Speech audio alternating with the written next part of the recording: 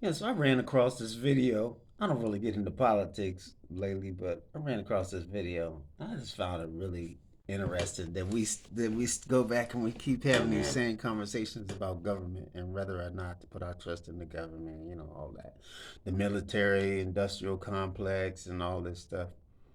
I'm like, we should have learned this lesson like 10 years ago.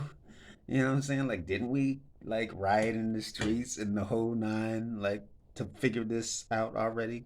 Okay.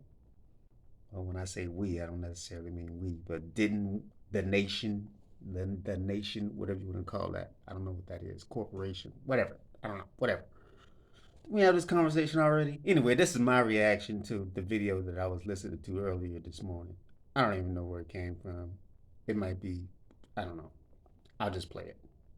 Talking about the industrial military complex. Yes. And the influence that they have on what we're doing in the world. And that this idea that, have you found it? I don't want to paraphrase it. He went on this very powerful anti-war rant. Let's play this. We're the ones provoking this war, just like we provoked the war in Ukraine. We are now provoking a war with China. And who benefits? I'll tell you right now. Your enemy is not China. Your enemy is not Russia. Your enemy is the military-industrial complex, which has been fleecing this country to the tunes of hundreds of billions and trillions of dollars. How many times are we going to have a defense secretary say, hey, we can't account for $2 trillion in the Pentagon again? That, like, which is happened twice now in my lifetime. So again, people are being the war machine cannot be stopped. Who's running this country? The war machine. It certainly isn't Joe Biden making these decisions. I would like to know who is making the decisions. And I just want to remind everybody, the United States is the world's terrorist. We just set the Middle East on fire in the last 20 years,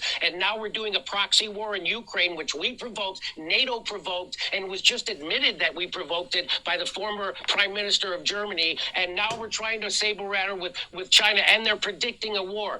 Again, China's not going to invade us. China's not our enemy.